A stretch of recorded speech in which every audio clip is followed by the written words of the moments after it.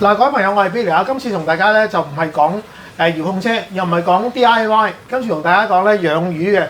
嗱，如果觀眾咧係一直以嚟養魚都唔係好成功啊，好容易啲魚會死啊，又或者咧係你養開啲魚咧唔識繁殖咧，我話俾你知，我喺幾個月之內咧就成功繁殖到呢個七彩神仙啦嚇。咁啊，同大家講下一啲心得啊。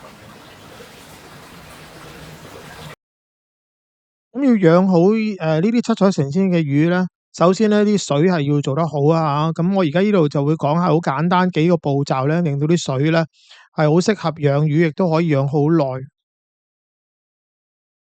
嗱，為咗令到啲水咧係好穩定咧，我就加咗泥嘅。咁呢種泥咧就喺鋪頭度買嘅啫。咁但係可以用成2-3年啊！而家呢啲泥已經係2-3年啦，佢哋可以令到啲水咧係變軟啦，同埋變少少微酸嘅，咁啊好適合咧香港養呢個七彩神仙嘅。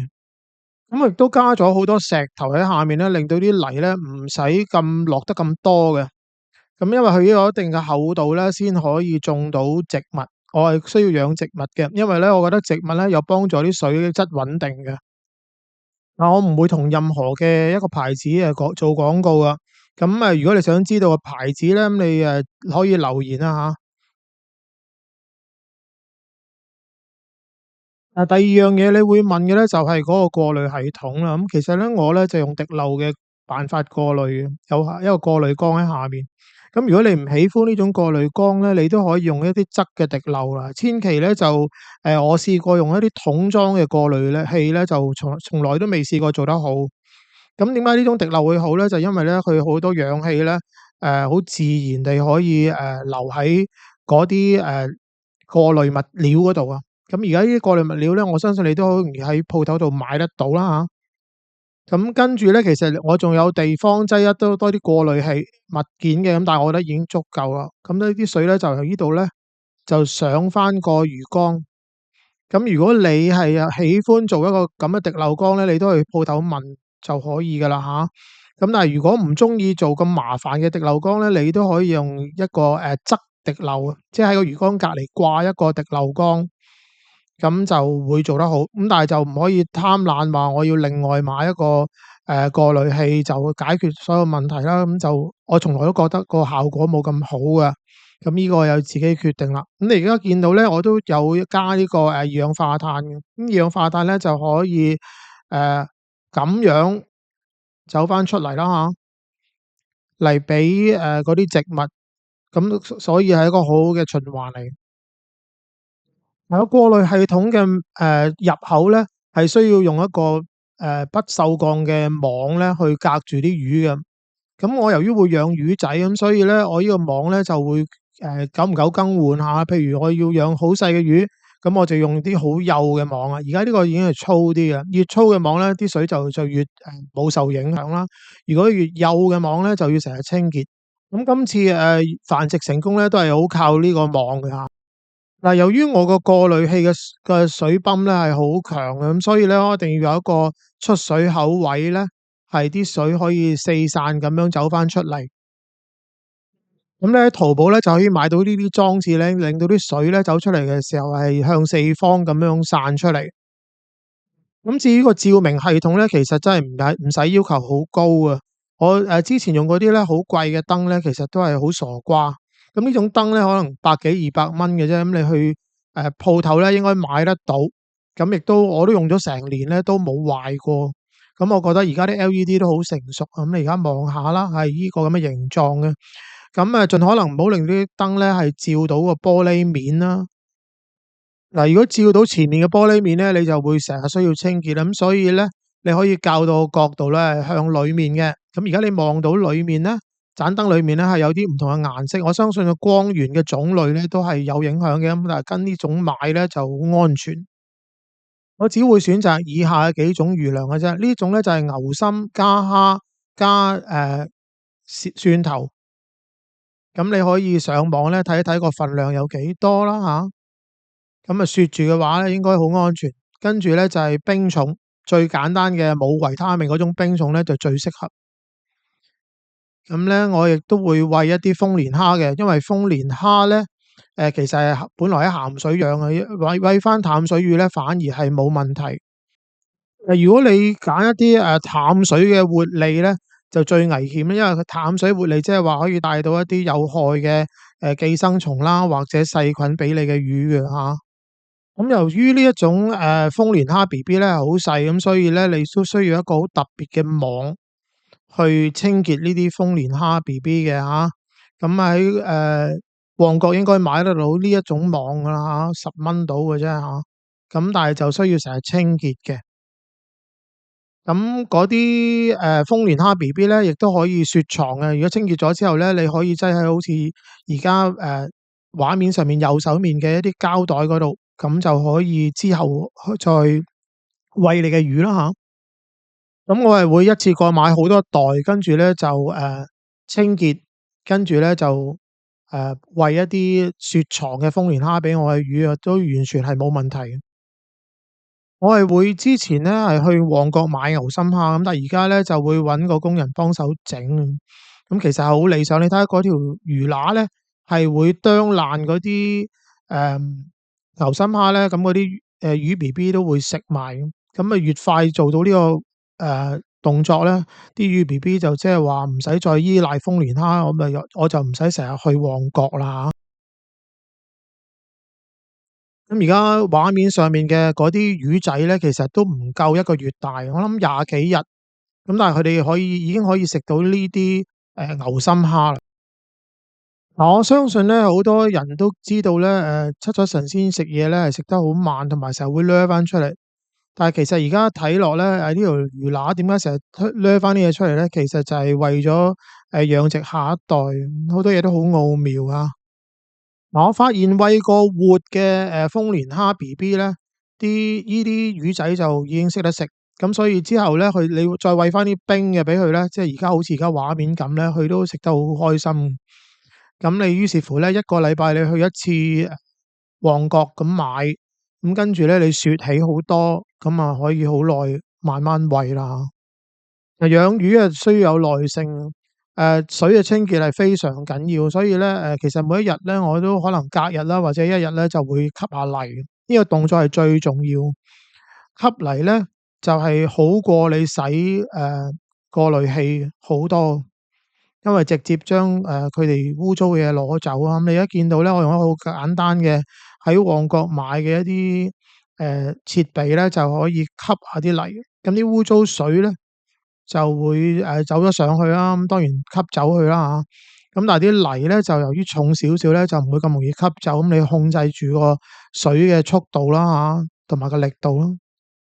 我係約莫2日到做一次呢個動作，咁啊將個魚缸嘅水咧，即係而家你見到嗰個高度咧，咁1/4度咁已經好好噶啦。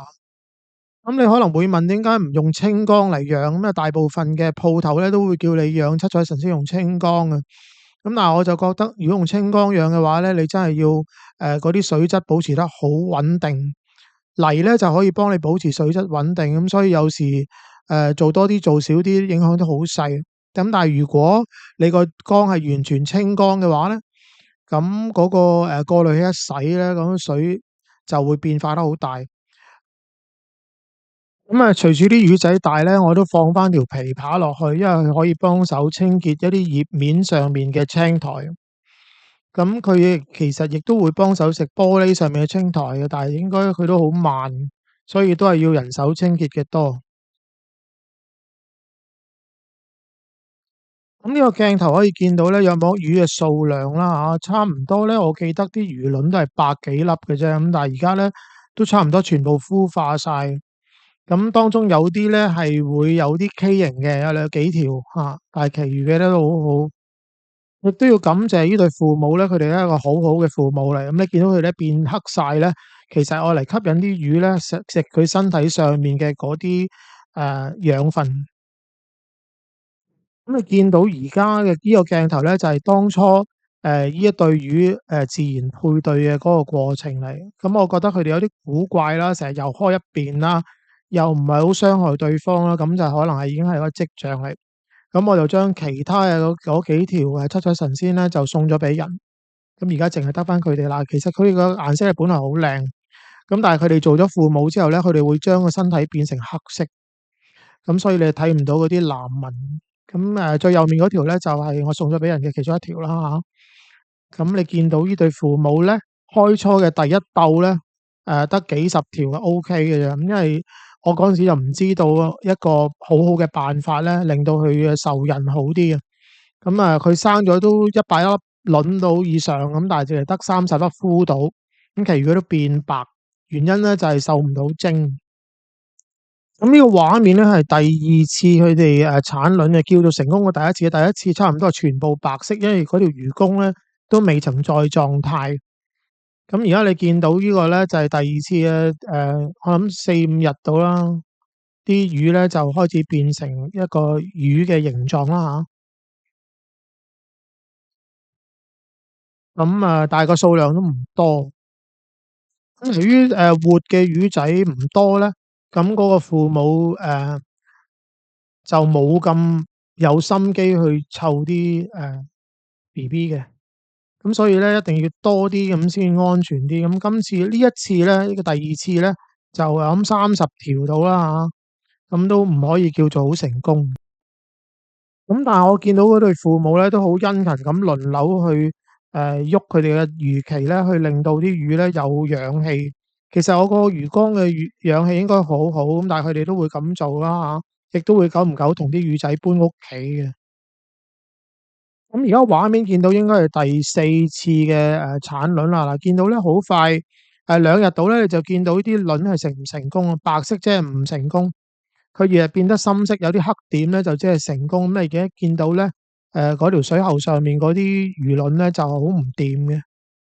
咁亦都係令到我再諗下有啲咩辦法令到佢受孕得好啲咧嚇。而家見到部分咧已經變白啦嚇。後來我發現最重要嘅因素咧就係水流嘅速度。我喺佢產卵嗰剎那咧，我就熄咗個水泵一段時間。咁我諗少過半個鐘。咁但係原來嗰半個鐘咧就係好重要嘅。咁嗰啲精液咧就可以四散咁樣去揾到啲卵子嘅。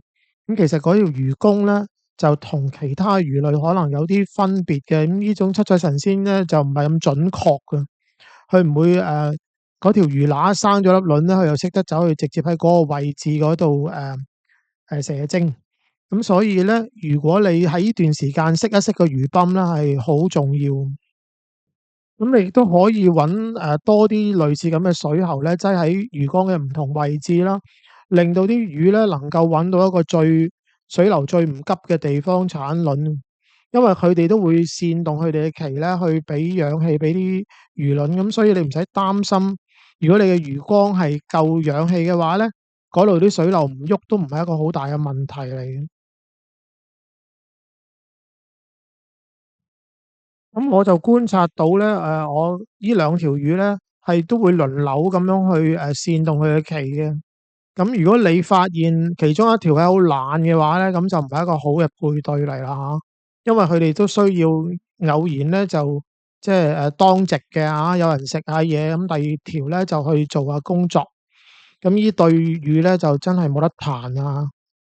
咁你而家見到呢條魚乸咧，久唔久咧都會用個嘴去掂下啲魚卵嘅，你唔使驚佢哋食咗。有時會啦，當然。咁但係而家佢咧就係幫手清潔下啦，同埋去檢查下有冇啲冇受精嘅魚卵咧，佢都會食咗佢嘅，或者整走佢。咁係相當之無微不至啊！養開七彩神仙嘅人咧，亦都會知道咧，魚乸個嘴通常尖啲啊。而家你見到魚乸嘅嘴係尖啲嘅，咁原來佢嘅功用咧就係比較準確咁咧去啄到啲魚卵嘅。咁但係嗰個魚公咧就唔係有呢個功能啊，即係冇咁叻啊喺呢方面。咁所以真係造物者係相當之奇妙啊！咁呢個畫面咧，應該咧就係產咗卵冇幾耐嘅一個畫面嚟。咁所以你見到啲卵咧仲係雪白嘅。咁呢一剎那咧，就你都要等約莫2日到咧，先知道呢啲魚卵受精嘅情況好唔好啊。用肉眼應該咧就判別唔到咧呢啲魚卵咧係有冇受精啊。咁所以大家都要有啲耐性。咁但係2日之後咧，你就會見到有啲變化啦。例如呢一啲魚卵咧，應該就已經係超過2日，咁並且咧係變晒黑色啦嚇。咁而家呢個可以話好成功，其中有兩粒咧好似已經孵化咗，就喺比較高嘅位置。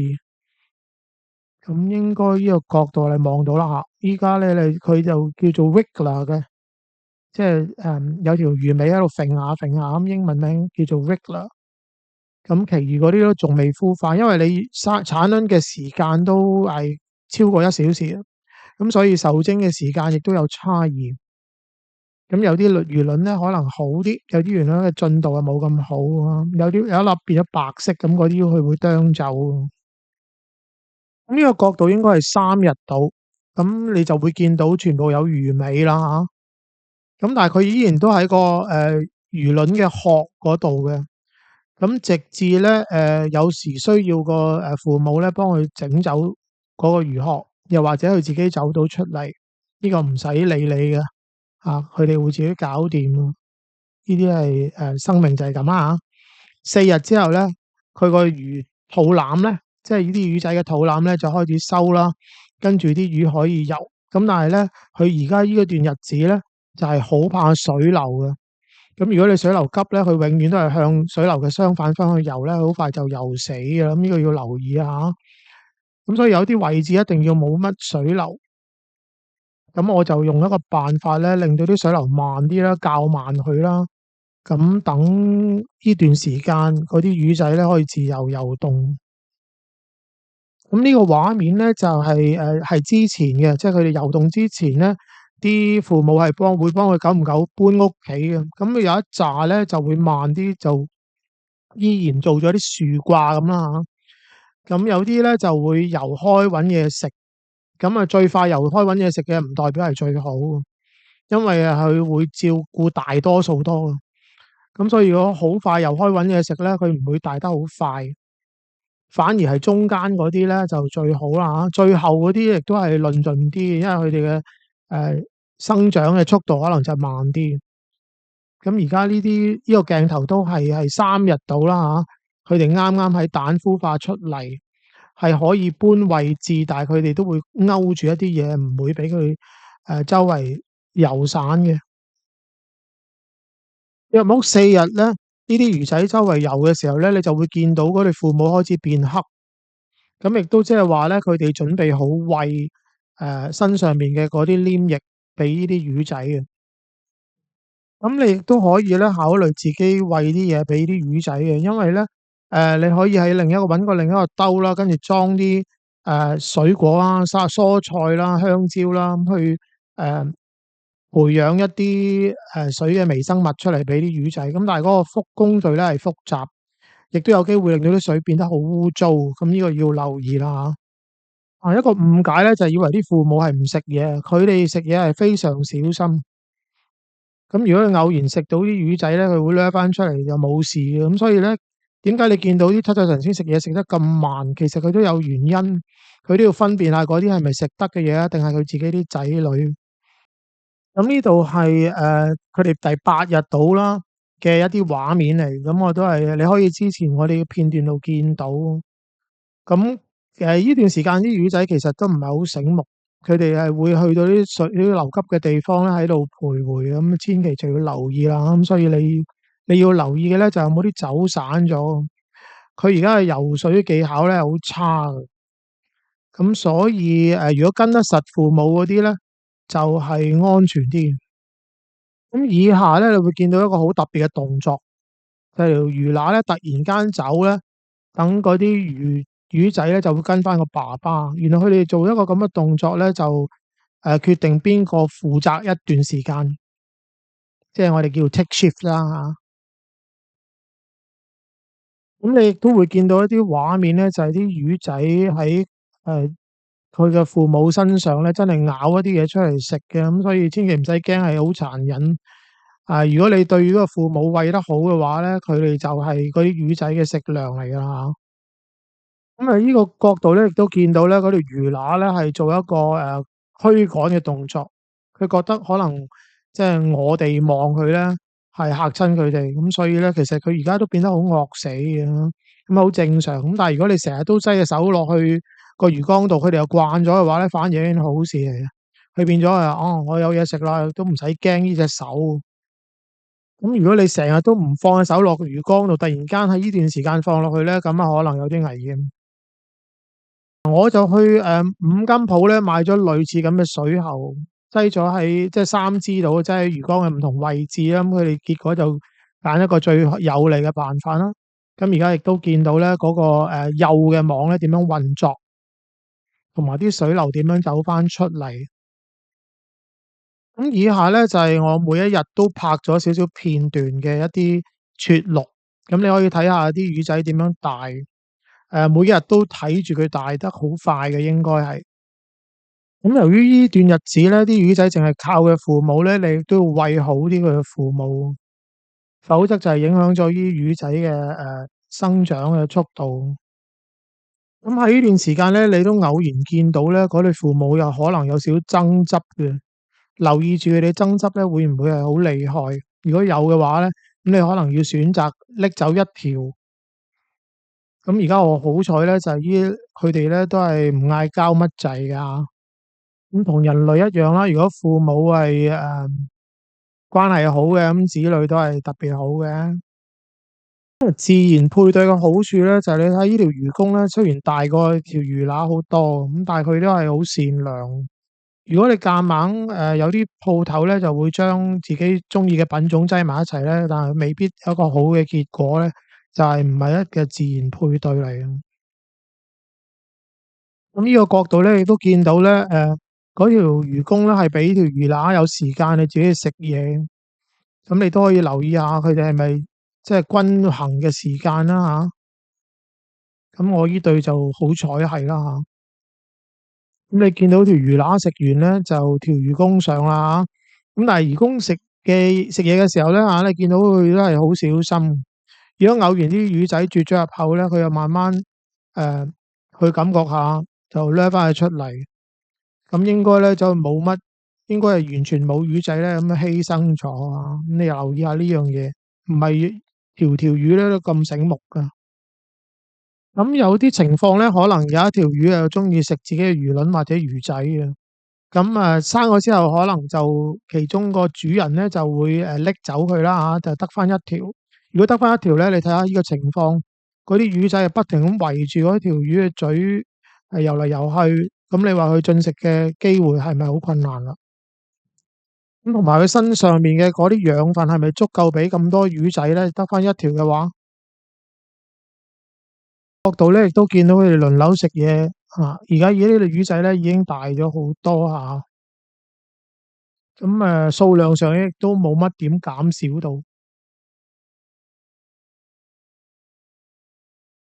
咁呢個片段應該係約莫21日到啦，咁我就將呢啲魚交託俾我媽媽同埋我仔幫手餵。咁嗰5日裏面咧辛苦佢哋，咁但係似乎咧都可以好順利咁運行啊，翻到嚟之後啲魚仲大到嚇親我。嗱，今次講養魚啊，暫時到呢度啊。如果喜歡呢啲片嘅，請你 like、share 同埋免費訂閱啦。亦都多啲留言分享下你嘅經歷啊。可以跟住播放先啦，揾我其他嘅片嘅，例如玩遙控車嘅啦，例如 DIY 啦、砌模型啦等等嘅所有啊。盡快同大家再見面，拜拜。